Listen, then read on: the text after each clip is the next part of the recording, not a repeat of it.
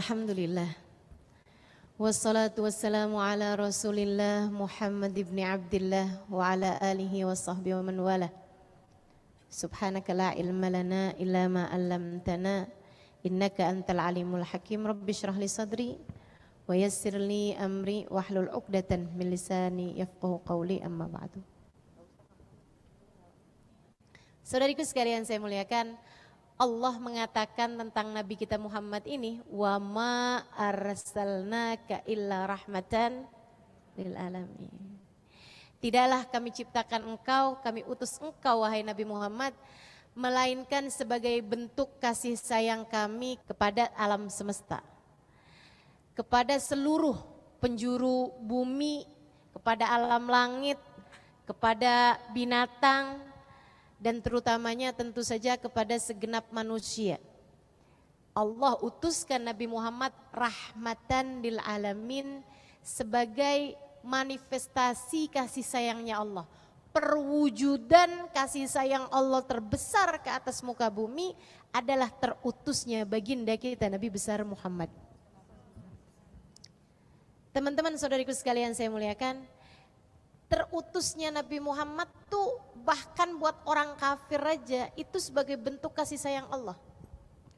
Dulu sebelum Nabi Muhammad diutus ke atas muka bumi, umat yang terdahulu, teman-teman saudariku sekalian, itu kalau ingkar kepada nabinya, mereka tuh dipersegerakan azabnya dari dunia sebelum akhirat. Ingkar sama Nabi Musa, Allah kemudian mengatakan kunu kirodatan khasiin. Jadilah kalian semuanya monyet-monyet yang hina. Sesudah Allah firmankan, langsung muka mereka yang ingkar kepada Nabi Musa berubah jadi monyet. Kebayang gak sih kalau itu kejadian zaman sekarang? Waktu mau tidur masih orang ganteng, begitu bangun-bangun udah jadi monyet. Ya Allah, ya Allah. Akan tetapi pada zamannya Nabi Muhammad SAW, teman-teman saudariku sekalian, waktu perang Uhud, Nabi Muhammad itu diserang orang kafir Quraisy sampai membuat 2 gigi geraham Nabi Muhammad tanggal. Sampai membuat baju besi Nabi Muhammad, satu kaitnya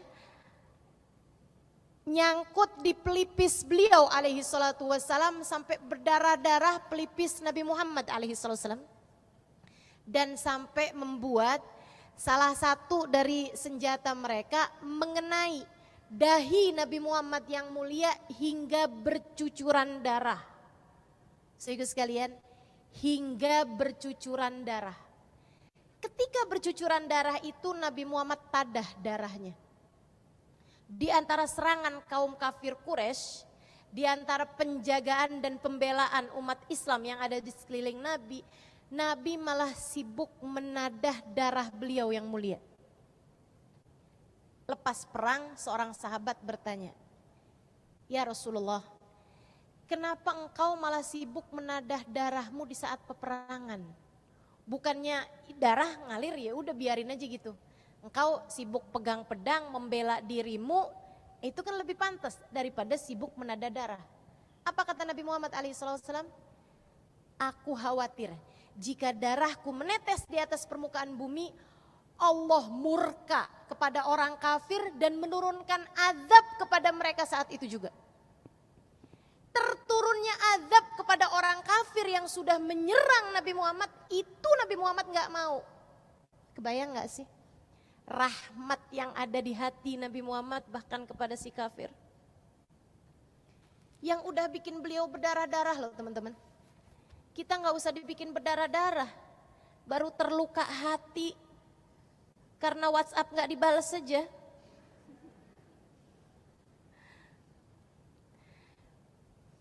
Kalau dia kenapa-napa kita bilang kualat tuh mas saya. Masya Allah. Nabi Muhammad tahu nilai beliau di mata Allah, ngerti derajat beliau di sisi Allah, yang kalau darahnya nih sampai tertetes ke atas muka bumi, Allah bisa sangat murka kepada orang-orang yang telah meneteskan darahnya Nabi Muhammad. Dan kalau saat itu Nabi Muhammad mengatakan, ya Allah, kau lihat apa yang mereka telah perbuat padaku. Bisa diturunkan azab hujan api mungkin dari Allah Subhanahu wa taala yang mengenai orang-orang kafir. Segitunya Nabi gak mau. Karena memang rahmat yang ada di hati Nabi Muhammad menyisakan rasa kasihan dan cinta, kasih sayang bahkan kepada mereka yang telah menyakiti beliau sallallahu alaihi wasallam.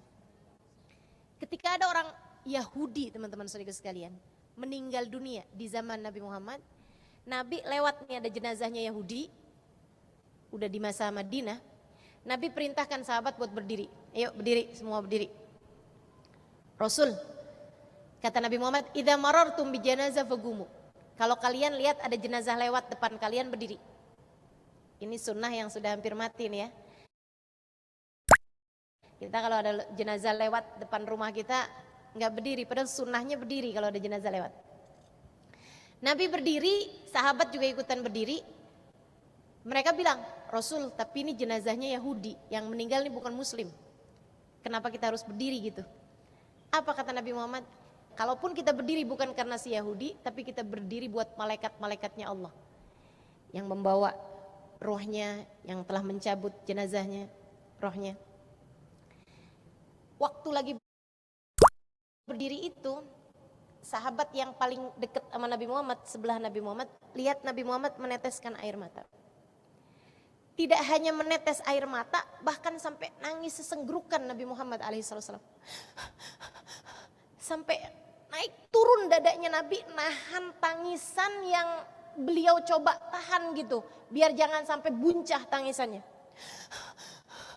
Sampai nangis, sampai katanya para sahabat yang sebelahnya nih, dia bilang sampai aku melihat tetes-tetes air mata Nabi di sela-sela jenggot beliau yang mulia.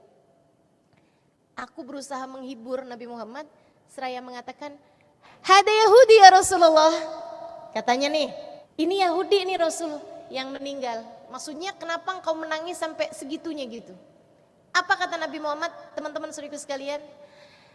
Saya banyak baca sejarahnya Nabi di kitab-kitab klasik atau dari hadis-hadis yang banyak beredar tentang syama'il beliau, tentang sifat-sifat dan kemuliaan beliau. Teman-teman saudaraku sekalian, semakin saya banyak baca sejarahnya Nabi, semakin saya pelajari ucapan-ucapannya Nabi, semakin paham saya sama betapa sangat besarnya, betapa sangat agungnya, betapa sangat mulianya, betapa sangat dahsyatnya rahmat yang ada di hati Nabi Muhammad sallallahu alaihi wasallam. Kata Nabi Muhammad, teman-teman, begitu dibilang hada Yahudi ya Rasulullah, ini yang meninggal Yahudi wahai Rasul. Kata Nabi Muhammad, nafsun aflatat minni fatadkhulal nar. Nafsun aflatat minni fatadkhulal nar. Saya tahu, kata Nabi, dia Yahudi, saya tahu gitu. Terus kenapa saya menangis? Nafsun aflatat minni fatadkhulan nar. Saya menangisi satu jiwa, satu nyawa, satu orang yang lepas dari tangan saya tidak bisa menyelamatkan dia sehingga dia akhirnya masuk neraka. Saya menangisi satu jiwa yang terlepas dari tangan saya sehingga tidak mendapatkan hidayah Allah dan akhirnya dia masuk ke dalam neraka. Kesian bener kan? Saya tidak punya lagi kesempatan untuk menyelamatkan dia di akhirat. Yahudi teman-teman, yang kerjaannya gimana caranya biar nyakiti Nabi Muhammad. Yahudi teman-teman, yang kerjaannya fitnah Nabi Muhammad di mana-mana. Yahudi teman-teman saudaraku sekalian, yang hatinya dipenuhi dengan kebencian kepada Nabi Muhammad. Dia masuk neraka, Nabi Muhammad yang sedih. Ya Allah, saya gak bisa selamatin dia nih. Udah habis kesempatan saya menyelamatkan dia. Luar biasa hati baginda Nabi kita Muhammad sallallahu alaihi wasallam. Nabi itu kepengennya semua orang masuk surga.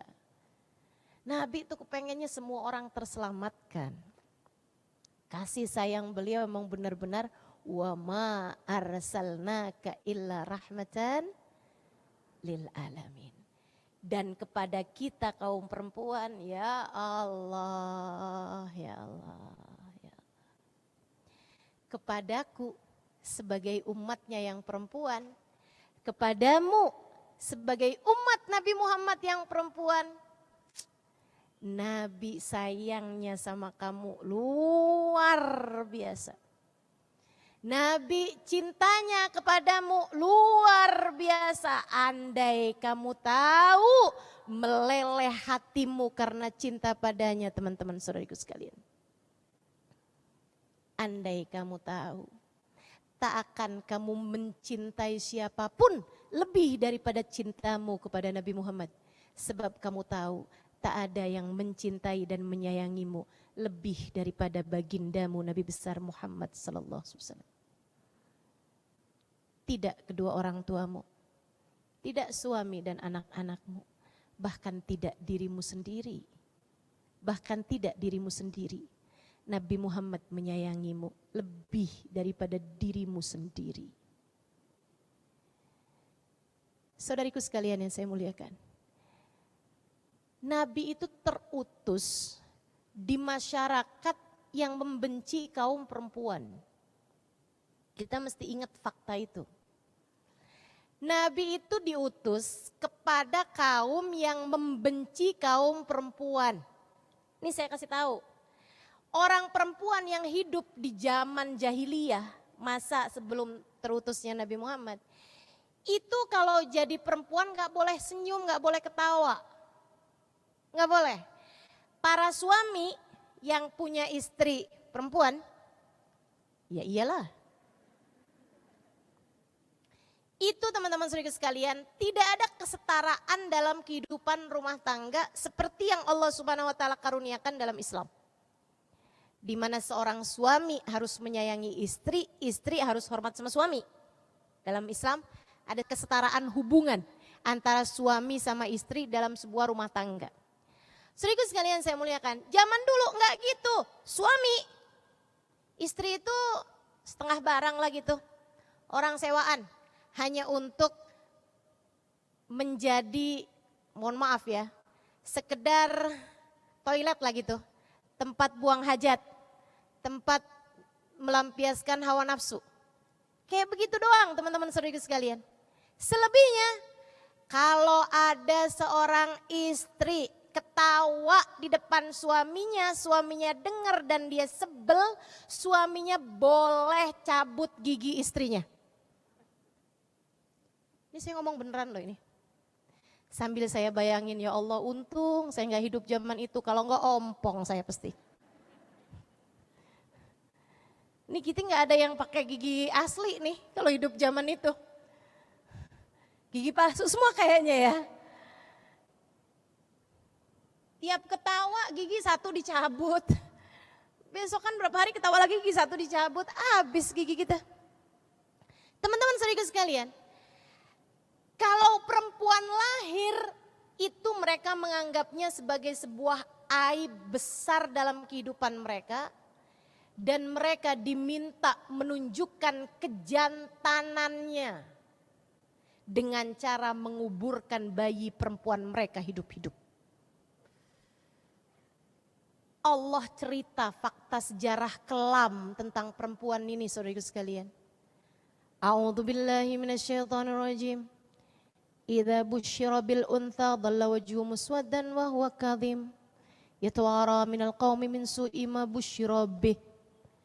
Kata Allah gitu. Apabila diberi kabar gembira. Allah bilang, sebenarnya ini kabar gembira nih. Kelahiran anak perempuan sebenarnya kabar gembira. Tapi saya nggak ngerti itu hamba-hamba saya ini kaum jahiliyah kenapa pada kayak begitu. Idza busyira bil unta, apabila diberi kabar gembira bahwa lahir anak perempuan bagi mereka, dhalla wajhuhu muswaddan, wajahnya menghitam, wa huwa kadhim, karena marah. Bukan memerah lagi, menghitam karena marah. Yatawara minal qaum, ngumpet-ngumpet dari kaumnya. Jangan sampai mereka dengar kabar buruk ini, katanya mereka.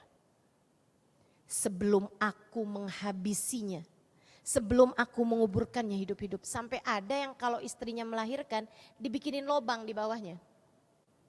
Begitu keluar, laki apa perempuan nih? Kalau dia laki-laki, putusin tali pusarnya, selamatin. Begitu perempuan, langsung dikuburin hidup-hidup tanpa si ibu melihat rupa anak perempuannya seperti apa. Luar biasa. Saudariku sekalian yang saya muliakan, Islam ketika datang, bahkan dari sejak sebelum Islam, Nabi Muhammad telah dikaruniai hati mencintai perempuan. Anaknya lahir perempuan, disayangin, dicintain. Lahir lagi perempuan, dicintain, disayangin. Lahir laki-laki, meninggal kecil, ditangisin. Nabi sedih anaknya meninggal. Lahir lagi perempuan, seneng lagi Nabi Muhammad alaihi wasallam, disayangin, dicintain. Karena anak Nabi Muhammad perempuan-perempuan, 4 orang. Zainab, Ruqayyah, Ummu Kalthum, Fatimah. Ketika Islam datang, 3 anak perempuannya Nabi sudah menikah. Tinggal yang 1 yang belum menikah, yaitu Sayyidah Fatimah. Usianya masih baru 5 tahun ketika awal Nabi Muhammad dapat wahyu. Jadi ketika Nabi Muhammad menghadapi gangguan, siksaan, keadaan tidak menyenangkan dari kaum Quraisy, itu Sayyidah Fatimah umur 7 tahun, 8 tahun, 9 tahun. Jadi hiburan Nabi Muhammad SAW. Di antara orang yang membunuh anak perempuan mereka hidup-hidup, Nabi Muhammad menjadi seorang laki-laki yang apabila datang ke rumahnya, beliau akan duduk dan memanggil putrinya Fatimah. Putrinya akan datang menyongsong kedatangan beliau. Beliau akan memeluk erat putrinya tersebut, kemudian mendudukkan di pangkuannya. Selaya bertanya, bagaimana harimu wahai Fatimah? Tadi main apa aja nak? Tadi kemana aja? Bahkan sampai dengan Fatimah putrinya dewasa, Nabi setiap kali ketemu dipeluk, dicium di antara 2 keningnya. Dan sampai dengan Sayyidah Fatimah Nabi Muhammad meninggal dunia, sampai di akhir kehidupan mereka teman-teman sekalian, Sayyidah Fatimah memiliki ketukan pintu tersendiri. Setiap kali datang ke rumah ayahnya, dan ayahnya tidak akan mengizinkan sesiapapun dari istrinya, melainkan beliau sendiri yang akan membuka pintu buat putrinya. Romantis banget gak sih? Zaman sekarang siapa di antara kita yang punya hubungan semanis itu sama ayahnya? Saudariku sekalian, dan ini terjadi bukan di zaman sekarang yang ada hari ayah, peringatan hari ayah di antara kalender kita. Ini terjadi di zaman di mana ayah menguburkan anak perempuan mereka hidup-hidup. Nabi Muhammad punya keadaan romantisme yang sebegitu indahnya bersama dengan putrinya, kebayang gak? Bukan hanya laku perbuatan, tapi juga ucapan. Nabi Muhammad bahkan mengatakan, Fatimah bid'atun minni. Fatimah bagian dariku. Separuh jiwaku Fatimah, kata Nabi Muhammad. Putrinya, separuh jiwaku, kata Nabi Muhammad. Ada gak di antaramu yang bapaknya pernah bilang tentangmu, kamu adalah separuh jiwaku nak? Di zaman sekarang aja kalimat itu terdengar romantis. Kebayang gimana zaman itu orang menilai Nabi Muhammad alaihissalam. Ayah macam apa yang berkata tentang putrinya, Fatimah bid'atun minni. Putriku Fatimah adalah separuh jiwaku. Membahagiakanku semua yang membahagiakannya. Membuat marah aku semua yang membuat marah dia. Sallallahu alaihi wa ala alihi wasallam. Syariat Islam pertama-tama teman-teman saudariku sekalian. Syariat Islam pertama-tama. Taat kepada Allah, sembah Allah, jangan sekutukan dengan apapun. Gak boleh nyembah berhala, gak boleh nyembah selain Allah. Tentu saja Islam kan isinya itu, la ilaha illallah. Gak boleh nyembah selain Allah, benar dong.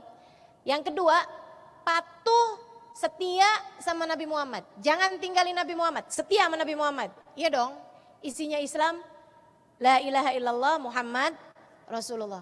Syariat berikutnya, haram menguburkan bayi perempuan hidup-hidup. Syariat, salah satu syariat Islam pertama adalah dilarang untuk menguburkan perempuan hidup-hidup. Saudariku sekalian yang saya muliakan, Nabi Muhammad tuh sama anak perempuan, ya Allah ngebelainnya luar biasa. Ini saya ceritain sama teman-teman. Ada seorang laki-laki namanya Abdullah bin Mughaffal. Si Abdullah bin Mughaffal ini habis masuk Islam gitu, berapa tahun gitu. Para sahabat bilang, saya nggak pernah deh ngelihat Abdullah bin Mughaffal senyum. Sampai nggak pernah tahu senyum dia tuh kayak gimana gitu. Sedih aja terus mukanya. Mukanya kelihatan selalu bersedih. Nabi Muhammad sampai penasaran, ini orang kenapa sedih mulu gitu mukanya. Kita kan kalau ngelihat mukanya orang sedih mulu, kan pengen tahu juga, ya Allah nih penderitaan macam apa gitu. Yang telah datang dalam kehidupannya, trauma jenis apa yang ada dalam hidupnya. Satu hari Nabi Muhammad panggil dia, ya Abdullah, ta'al, lebek Rasul. Duduk di hadapan Nabi, Nabi nanya, ma ahzanaka ya ibnal Mughaffal. Kenapa ya saya tiap lihat muka kamu tuh selalu sedih Ibnul Mughaffal? Boleh gak kamu kasih tahu, wahai Abdullah bin Mughaffal, apa yang bikin kamu tuh selalu sedih? Abdullah bin Mughaffal ditanya kayak begitu, tambah sedih. Kita kalau lagi sedih kan ditanya, kamu sedih kenapa? Tambah sedih apa enggak? Tambah sedih. Dia nunduk, terus dia cerita. Saya itu Rasul punya, kalau istilah kita zaman sekarang, trauma. Yang membuat saya gak bisa lepas peristiwa itu dari pikiran saya. Dan itu membuat kesedihan. Bikin saya tuh gak bisa seneng gitu. Bikin saya gak bisa senyum, gak bisa ketawa. Ceritalah, kata Nabi. Abdullah pun cerita. Saya meninggalkan istri saya di saat dia sedang hamil besar. Bertahun-tahun, orang dulu kan dagang, kadang pergi perang, kadang pergi kemana, jauh. Sampai bikin dia tuh bepergiannya itu bertahun-tahun. Dan zaman itu teman-teman, gak bisa WhatsApp, gak bisa telepon, gimana lu udah lahir apa belum? Gak bisa kan? Kamu udah lahiran apa belum? Tanya, gak bisa. Dia bilang sampai kemudian saya datang bertahun-tahun sesudah itu, mungkin kayak 6 tahunan sesudah itu, saya mendapati istri saya sudah melahirkan anak perempuan. Anak perempuan saya nih Rasul, ceria, menyenangkan, kata-katanya lucu, tingkahnya enak dilihat, cantik, pinter. Cuman sayang, perempuan. Sayangnya cuma satu doang, perempuan. Ya Allah Rasul, hati saya dalam dilema besar. Antara, gak tega sih sebenarnya, biarin aja dah. Sama, cemen, Ibn Mughaffal kagak berani. Dia tuh kan benerannya sebenarnya bukan cowok tuh. Dia gak berani nguburin anak ceweknya. Dia bilang, dan keegoisan serta kekerasan hati saya membuat saya gak bisa tahan terhadap hinaan dan cacian dari kaum saya. Hingga satu hari saya pun memutuskan. Saya bilang sama istri saya, dandanin anak saya. Istri saya udah paham. Waktu saya bilang dandanin anak saya, dia bilang, istri saya udah bilang, jangan dong Abdullah, jangan dong Abdullah. Ayo cepetan. Dia bilang istri saya dengan rasa takut dan gak berdaya, dia pun kemudian mendandani anak saya. Dimandikannya dia, dipakaiinnya baju yang bagus, diikatnya rambutnya. Kemudian diajarkannya kalimat kepada anak saya itu. Saya pun bawa anak saya. Anak saya pertamanya nggak terlalu paham dia mau diapain gitu. Saya bawa aja terus. Dia bilang sampailah saya di sebuah bukit yang dimana orang-orang di kampung kami biasa menguburkan anak perempuannya hidup-hidup di situ. Sampai ada bukitnya teman-teman. Dia bilang saya pun mulai menggali. Dan ya Rasulullah, waktu saya mulai menggali itu sempat ada beberapa tanah yang nyangkut di jenggot saya dan anak saya membersihkannya. Dia bilang sempet tuh datang nurani di hati saya. Saya sempat pikir, jangan deh Ibn Mughaffal, jangan deh, kesian bener anak kamu. Titipin kayak kemana gitu biar orang gak lihat. Tapi tiap kali perasaan itu datang, saya segera membunuhnya. Dengan saya terbayang cacian, makian, ledekan, hinaan dari orang di kampung saya. Dan saya rasanya tidak mampu menanggungnya. Dia bilang, ketika kemudian saya sudah merapikan kuburnya, saya udah buat galiannya, udah cukup buat nguburin dia. Saya pun tarik tangan anak perempuan saya, dia mulai faham. Dan saat itu juga dia berteriak dengan kalimat yang diajarkan oleh ibunya. Dia bilang, ya abi daya'tal amanah, ya abati daya'tal amanah. Ayah jangan kau sia-siakan, bagaimanapun saya adalah amanat untukmu. Kamu mau buang saya kenapa? Saya amanatmu. Ayah, saya amanatmu. Daya'tal amanah, daya'tal amanah. Saya pegang tangan anak saya hentakkan dia, saya masukkan dia ke dalam kubur. Dan dia mulai menangis, meraung-raung, dia nangis terus. Dan saya tutup segera kubur tersebut. Dia terus menangis, ya abadi, ya abadi, ayah, ayah, ayah. Sampai suaranya tidak lagi terdengar.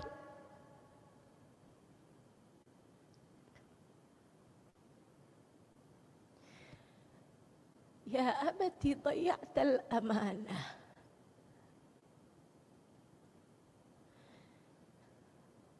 Saya kubur dia hingga suara tangisnya tak lagi terdengar.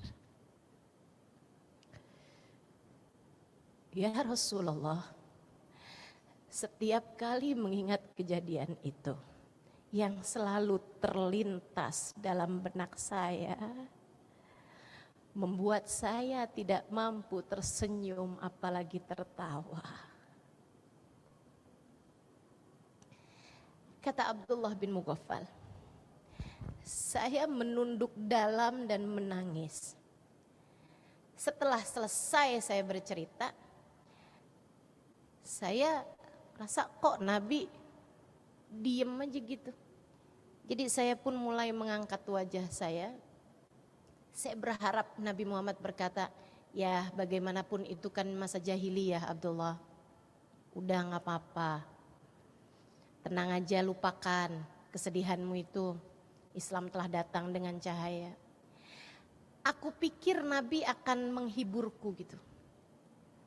Akan tetapi ketika saya melongokkan wajah saya mendapati Nabi Muhammad terisak-isak sampai air mata beliau itu membasahi kain yang ada di bawah beliau.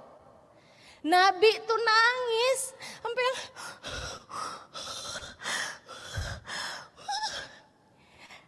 katanya Abdullah, saya saat itu dilanda perasaan bersalah yang semakin menggunung. Saya kemudian menatap wajah Nabi Muhammad yang sudah mulai diam. Kemudian Nabi Muhammad mengatakan, "Lau kuntu nabiyyan fi dzaka zaman la uqimul hadd 'alaika ya ibnal Mughaffal." andai masa itu saya sudah menjadi nabi, aku akan kuburkan kamu hidup-hidup wahai Ibnul Mughaffal. Sebagaimana kamu telah menguburkan hidup-hidup anak perempuanmu. Andai aku telah menjadi nabi saat itu, aku akan menguburkanmu hidup-hidup wahai Ibnul Mughaffal. Sebagaimana kamu telah menguburkan hidup-hidup anak perempuanmu. Teman-teman saudariku sekalian, Nabi benci sama semua orang tua yang berlaku kasar, terutama kepada anak perempuannya. Bayangkan, Nabi itu kalau lihat orang tua kasar, bisa jadi dirimu, silahkan berkaca. Itu Nabi setiap kali ngelihat orang tua kasar sama anaknya, ingetin ucapan saya. Nabi sepertinya akan berkata hal yang sama kepada orang tua tersebut. Kalau wajah aku ada di hadapanmu, aku akan menamparmu seperti kamu menampar anak perempuanmu.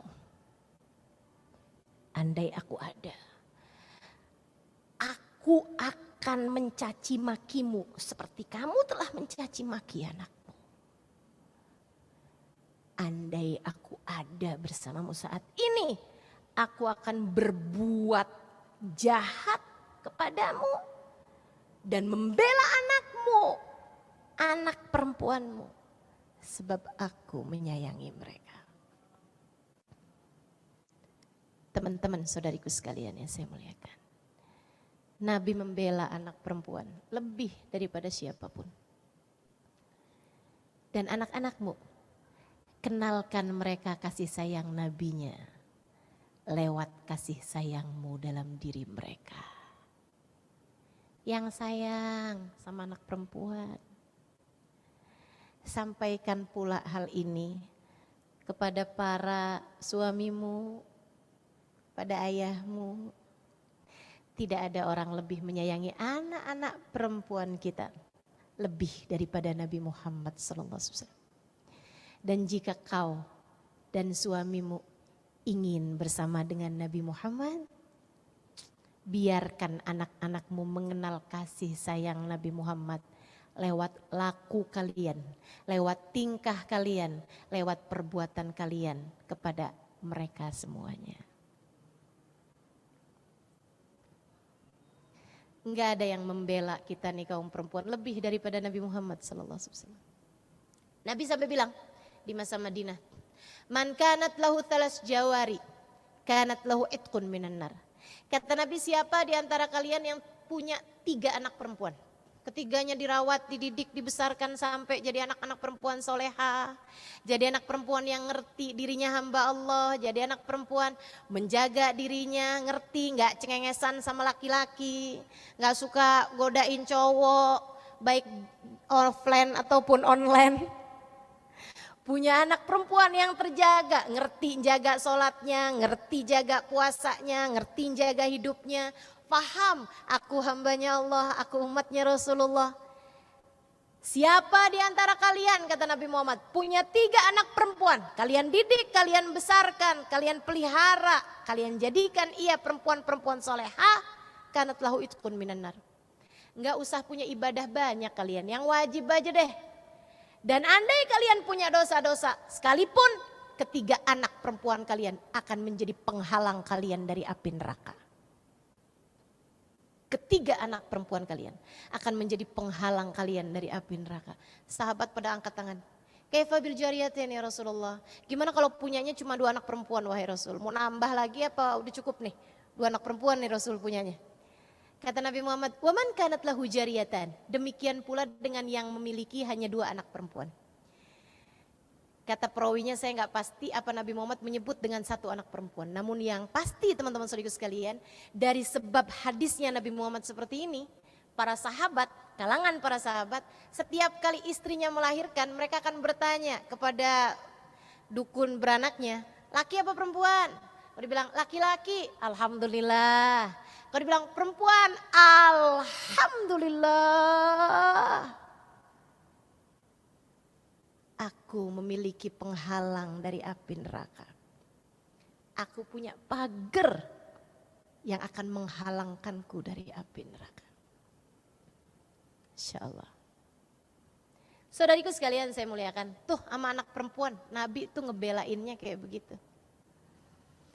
Kalau udah jadi istri, kamu tuh udah jadi istri, Nabi sayangnya sama kamu luar biasa juga.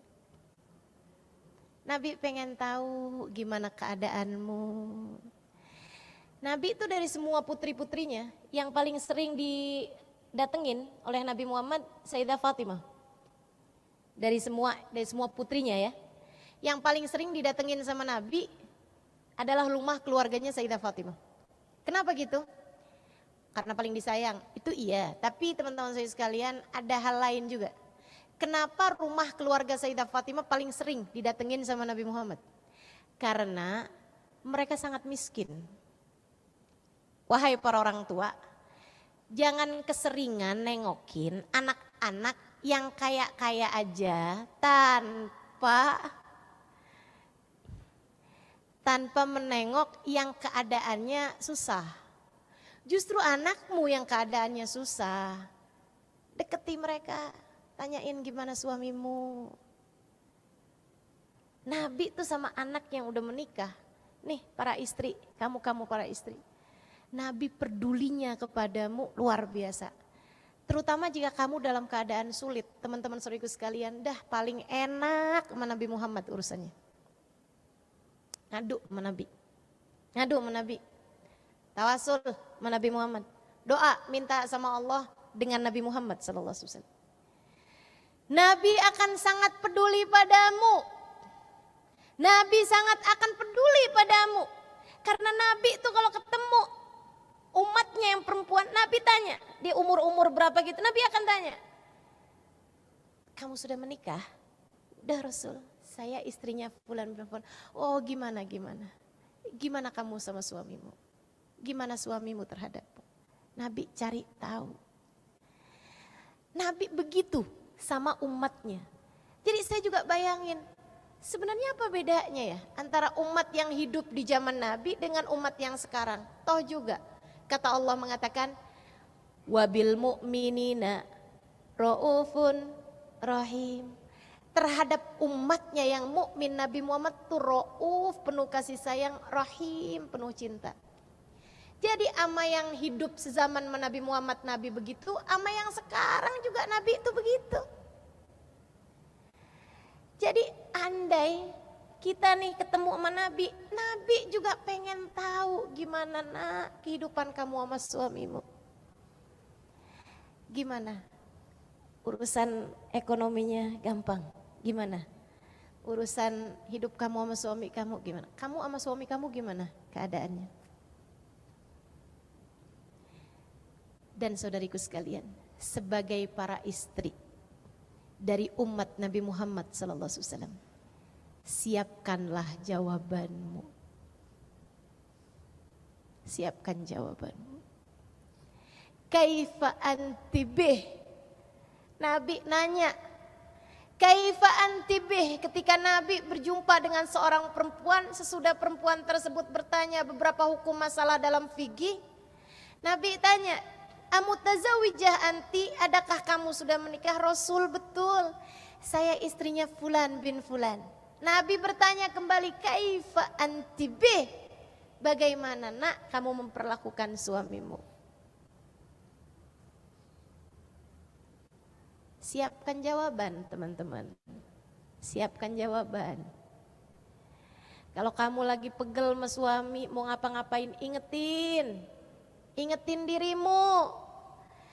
Nih kalau saya ketemu sama Nabi nanya gimana kamu sama suamimu, ingetin. Kalau mau ngambil uang di saku suami, ingetin. Kalau lagi mau ngomel di hadapan suami, ingetin. Kalau lagi mau berkata kasar sama suami, ingetin. Nabi nanya, kaifa anti bih? Bagaimana perlakuanmu terhadap suamimu? Dan alangkah sangat menyenangkannya andai kita bisa bilang, Seperti jawaban perempuan tersebut, Rasul, saya memperlakukannya seperti yang kau perintahkan.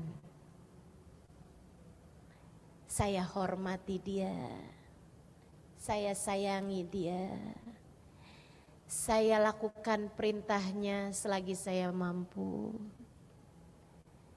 Saya melakukan seperti yang engkau perintahkan ya Rasulullah. Kalau kita bisa jawab gitu depan Nabi, ya Allah teman-teman saudaraku sekalian. Kamu telah membela Nabi Muhammad, Nabi pasti membelamu. Kalau kamu udah jalanin yang Nabi Muhammad mau gitu, Nabi pasti juga akan memperlakukan apa yang seharusnya beliau lakukan sebagai seorang Nabi yang penuh cinta kasih kepada umatnya. Sebab waktu perempuan tersebut jawab kayak begitu, Nabi senyum lebar bener. Bayangin, kalau kamu bisa jawab kayak gitu juga, kamu udah jadi istri yang solehah selama ini. Itu kalau kamu bisa jawab kayak begitu, Rasul saya udah hormatin dia, saya berusaha Rasul, saya belajar terus belajar untuk bisa jadi umatmu istri yang solehah. Yang kau berkata bahwa istri yang solehah bakal bisa masuk surga dari pintu manapun yang dia inginkan. Sebab saya kepengen di hari akhirat nanti saya bisa masuk surga yang ada engkaunya wahai Rasulullah. Jadi saya akan taat kepada suami saya, belajar terus saya Rasul. Teman-teman saudaraku sekalian, Nabi senyum, kemudian Nabi Muhammad mengatakan fanduri ilaih fa innama huwa jannatuki wa naruki. Para istri ingat terus ucapan Nabi yang ini.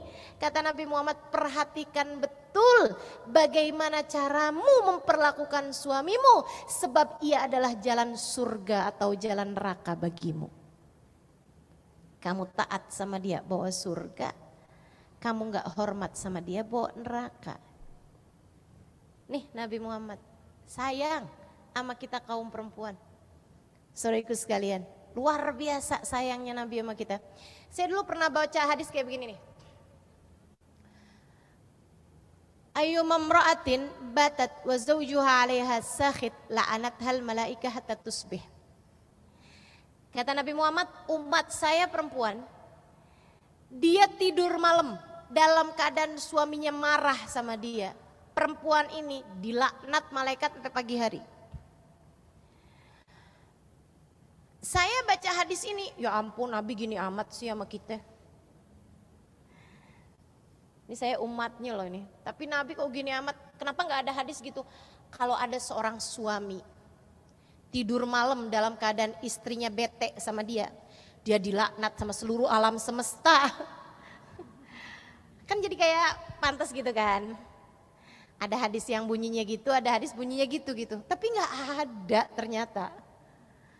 Adanya tentang urusan kita nih kaum perempuan. Saya jadi ngerasa, emang iya Nabi Muhammad sayang gitu sama kita nih, para istri nih. Kok kayaknya kayak gak sayang gini. Sampai satu hari saya mendapatkan sebuah keterangan yang ditulis oleh seorang psikolog, teman-teman saudaraku sekalian. Seorang psikiater dari ranah kejiwaan. Katanya dibilang kayak begini, jangan menidurkan masalah. Kalau kamu lagi punya masalah, kalau kamu lagi kesel, kalau kamu lagi marah, jangan kamu bawa tidur. Kenapa gitu?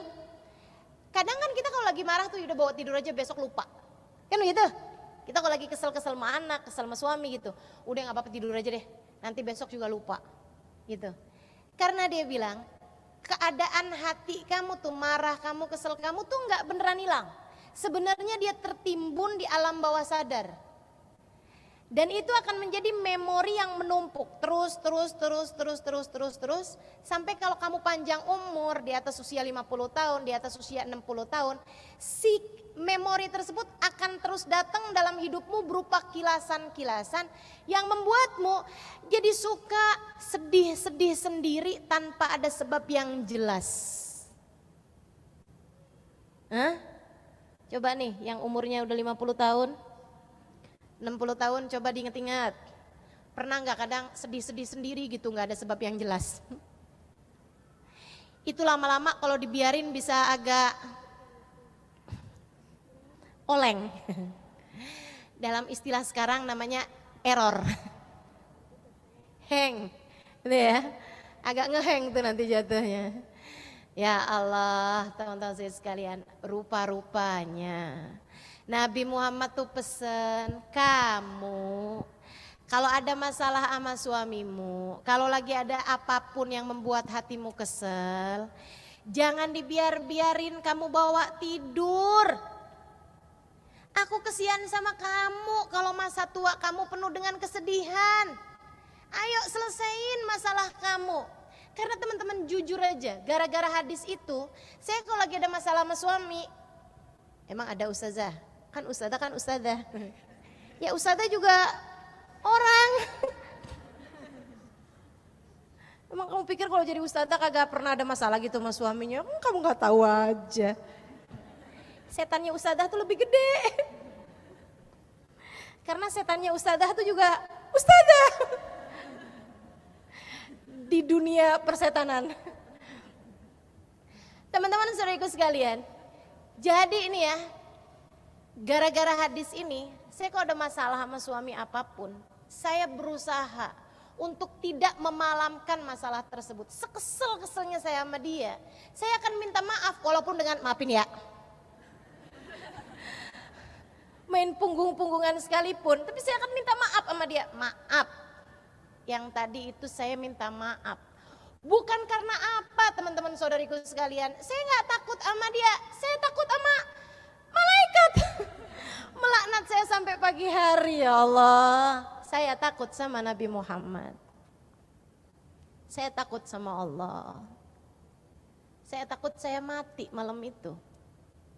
Gimana nasib saya di akhirat?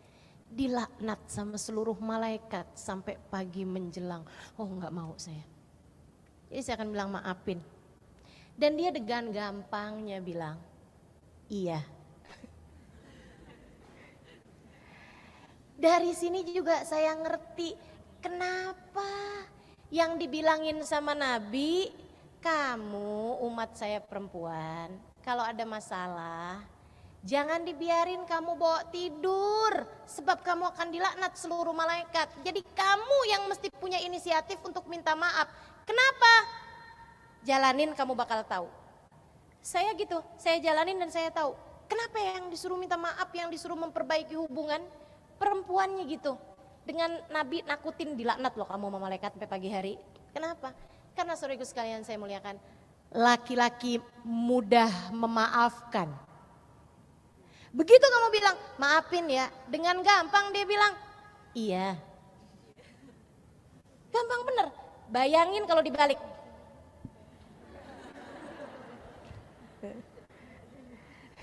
Coba silakan bayangin kalau dibalik. Dia yang minta maaf, kita udah enak mau tidur nih. Terus dia bilang, kejadian yang tadi itu, saya tuh sebenarnya maksudnya gak gitu. Maafin saya ya. Itu ngantuk semua bisa hilang loh. Makanya saya kan udah bilang juga apaan tuh. Iya, tapi kan saya udah nyesel sekarang, maafin ya. Enggak ada. Itu bisa panjang teman-teman saudaraku sekalian. Nabi sangat memahamimu. Nabi sangat memahami. Udah deh, nggak ada yang lebih paham tentang urusan kita daripada Nabi Muhammad SAW. Makanya kalau kamu mau nyerang Islam, bukan dari ajarannya, nggak bisa. Kenapa ya? Yang punya hak cerai itu cuman laki-laki. Kenapa nggak perempuan? Ya Allah, teman-teman. Kalau perempuan punya hak boleh menceraikan suami, nggak 3 batasannya, bisa 1000. Tiap kali kesel, aku ceraikan kamu. Tiap kali pegel sama suami urusan kita ngecat tembok enaknya warna apa ya? Jangan pulang sekarang. Betul begitu. Udah deh, gak ada yang lebih ngerti kita daripada Nabi Muhammad. Karena semua yang disampaikan Nabi Muhammad sebagai ajaran datangnya dari Allah yang menciptakan, yang mendesain kita nih sebagai kaum perempuan. Udah percaya aja sama Nabi Muhammad. Dan dalam pengikutan terhadap Nabi Muhammad, di sanalah terdapat kebahagiaan hidupmu dunia dan akhirat. Masya Allah, Masya Allah. Perempuan yang dia tahu jalan cintanya kepada Allah dan Rasulnya. Hatinya penuh cinta kepada sang baginda Nabi Muhammad alaihissalam. Dia tahu bagaimana harus memperlakukan suaminya. Dia tahu bagaimana harus memperlakukan anak-anaknya. Dia tahu bagaimana harus hormat kepada orang tuanya. Dia tahu bagaimana harus berbuat kepada siapapun. Karena jalan hidupnya penuh dengan cahaya. Dan cahaya itu bernama Muhammad. Jadi kalau kamu lagi bilang, hidup saya kok susah mulu. Karena kamu jauh dari Nabi Muhammad. Saya kok gak ngerti mesti berbuat apa. Karena kamu jauh dari Nabi Muhammad. Saya kok hati saya susah banget mau saya atur. Karena kamu jauh dari Nabi Muhammad. Saya selalu dikuasai oleh ego dan emosi saya. Karena kamu kurang dekat sama Nabi Muhammad. Kamu dekat sama Nabi Muhammad, nurun lakum, kata Nabi Muhammad. Aku cahaya bagimu. Aku cahaya bagimu. Anta syamsun, anta badrun, anta nurun, fauqa nuri. Sahabat paham, makanya begitu Nabi Muhammad datang mereka bilang tola al badru alaina. Purnamanya sudah terbit di atas kita. Kita nggak akan tersesat jalan lagi. Kita nggak akan salah-salah lagi membuat keputusan. Karena jalannya sekarang sudah terang. Karena jalannya sekarang sudah terang. Sudah ada cahayanya bernama Muhammad. Enak bener jadi umat Nabi Muhammad. Alhamdulillah. Kalau kamu jadi ibu, teman-teman saudariku sekalian. Ya Allah, Nabi sayangnya sama kamu. Ya Rasulullah, man ahkun nas bibirri, kata seorang sahabat nih. Rasul, siapa orang yang paling pantas mendapatkan kebaikan saya? Kalau saya punya dunia, kalau saya punya banyak harta, siapa orang paling pantas untuk saya serahkan hal-hal baik dalam diri saya? Yang paling pantas untuk saya berbuat baik sama dia itu siapa? Ummak. Ibu kamu. Habis itu siapa lagi Rasul? Umak, ibu kamu. Terus siapa lagi Rasul? Umak, ibu kamu. Terus siapa lagi Rasul? Abu, bapak kamu. Ibu baru bapak. Bukan artinya punya ibu 3, bukan. Tapi artinya itu bahwa ibu itu 3 kali lipat dari bapak.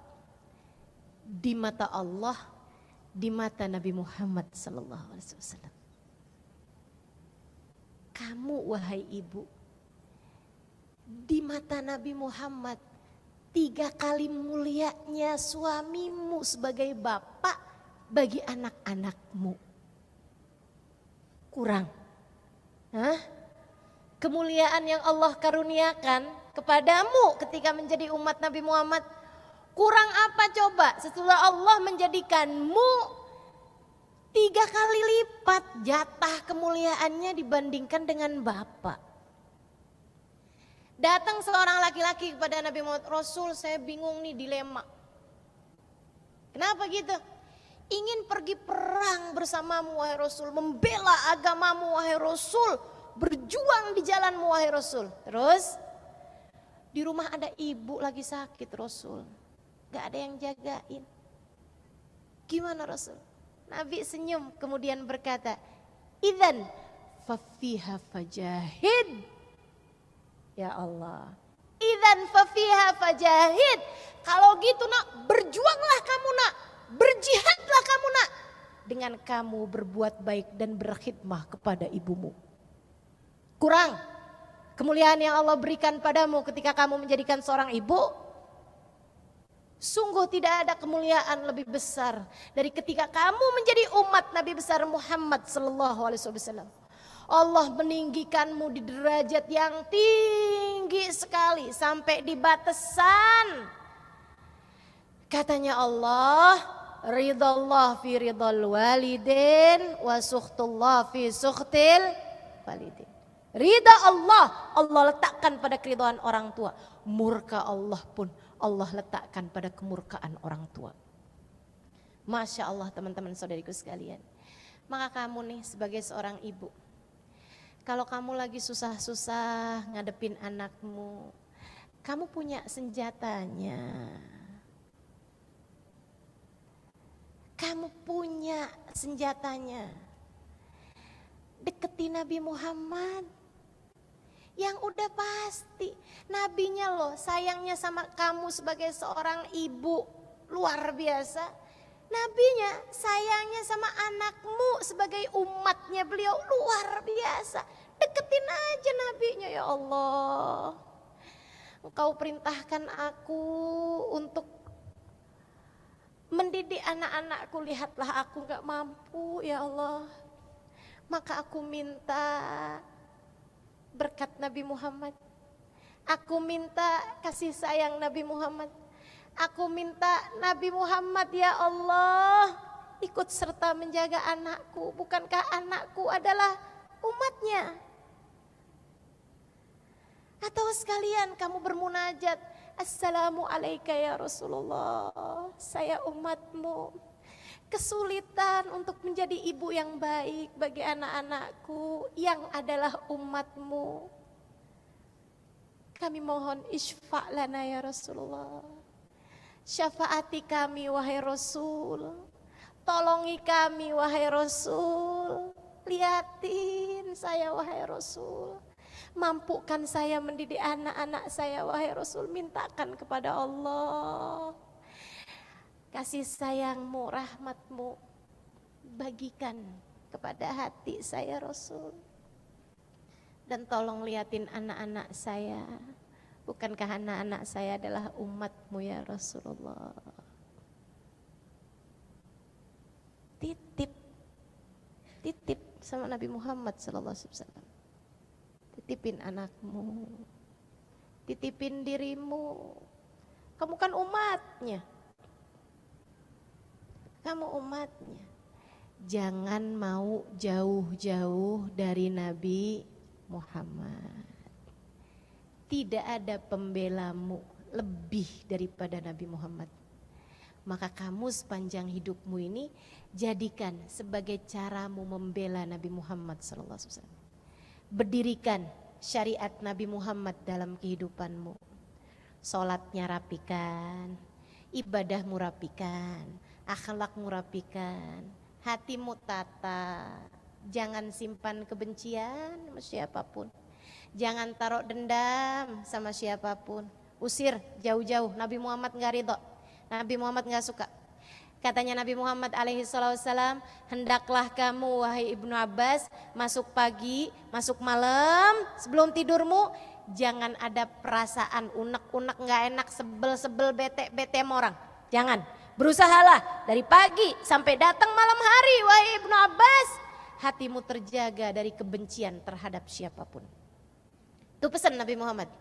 Pesan Nabi Muhammad buat kita sekalian, teman-teman saudariku sekalian. Yuk belajar, terus belajar.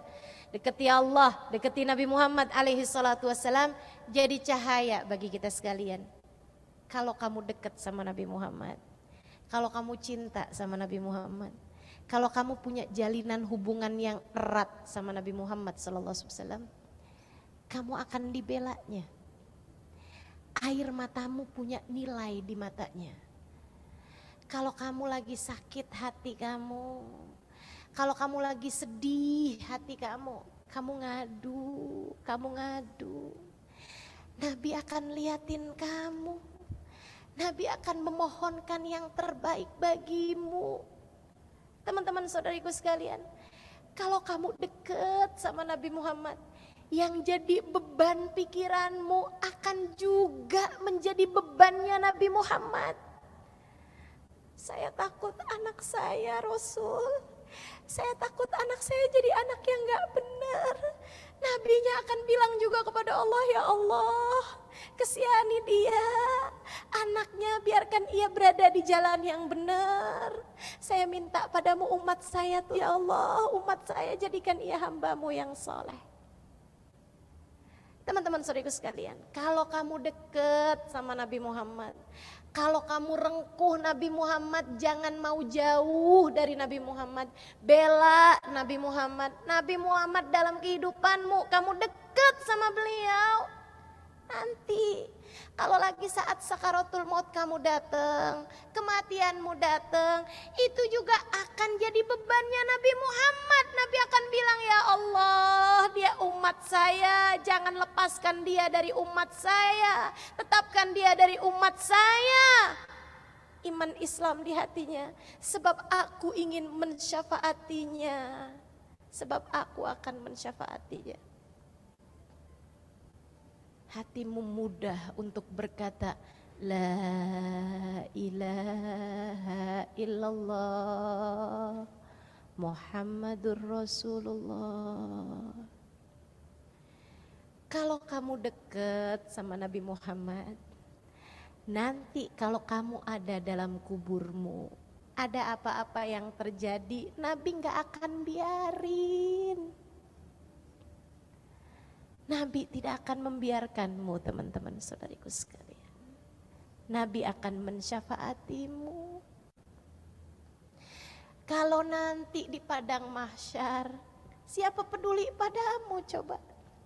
Tapi kalau kamu dekat sama Nabi Muhammad, hari di mana semua orang ketakutan, teman-teman saudariku sekalian, hari yang bahkan kata Allah, la yatakallamuna illa man adina lahur rahman wa qala sawaba. Hari di mana tidak ada yang berbicara kecuali orang yang diizinkan oleh Allah untuk berbicara, yaitu para nabi-nabinya Allah. Dan di ayat yang lain Allah mengatakan la yatakallamuna illa hamsa. Tidak terdengar suara bahkan dari para nabi-nabinya Allah kecuali hamsa, kecuali suara desisan, hams.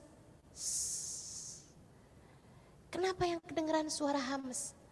Karena semua nabi berbisik dari takutnya, dan mereka berkata, Rabbi salim nafsi, Rabbi salim nafsi, Rabbi salim nafsi. Ya Allah, selamatkan diri saya, selamatkan diri saya, selamatkan diri saya. Mereka tidak memiliki cukup kepedulian terhadap siapapun dari takutnya kepada Allah Subhanahu wa taala. Saudariku sekalian, yang peduli padamu hari itu Nabi Muhammad. Yang peduli kepada nasibmu hari itu Nabi Muhammad. Sebab satu-satunya suara yang berbeda hanyalah suara Nabi Muhammad. Di antara seluruh umat manusia, beliau satu-satunya yang berkata, Rabbi salim ummati, Rabbi salim ummati. Selamatkan umat saya ya Allah. Jangan sengsarakan mereka ya Allah, selamatkan mereka. Jangan susahkan mereka, jangan buat mereka menderita. Selamatkan umat saya ya Allah, selamatkan umat saya.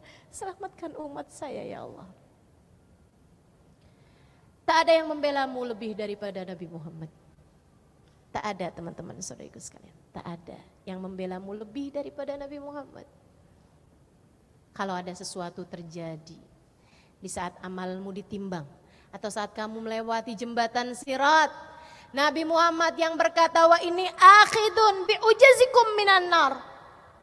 Apabila terjadi sesuatu padamu, aku akan menarik lenganmu dari api neraka.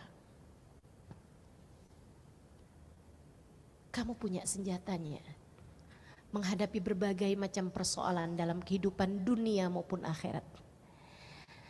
Kamu punya cahayanya memandu lorong waktumu yang gelap gulita andai tidak karenanya. Sebab dia adalah cahaya Allah, teman-teman. Jangan biarkan dia jauh. Jangan kau tinggalkan ia. Dekap. Dekati Nabi Muhammad sallallahu alaihi wasallam. Masukkan dalam hatimu. Cintai ia sebisamu mencintai seseorang. Sibukkan hidupmu dengannya. Bikin acara perayaan Maulid Nabi. Buat siapa? Kalau bukan buat Nabi Muhammad. Membuatmu mendengar tentang Nabi Muhammad. Membuat semua yang mendengar tahu siapa Nabi Muhammad. Berbuat buat Nabi Muhammad. Apa yang bisa kamu lakukan dalam hidupmu? Berbuatlah. Kamu yang jadi istri, jadilah istri yang solehah untuk Nabi Muhammad. Karena bagaimanapun Nabi bangga umatnya yang solehah.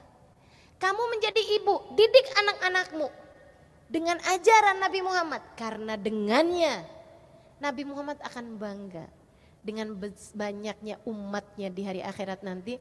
Dengan anak-anakmu yang menjadi sebaik-baik umatnya, teman-teman saudaraku sekalian.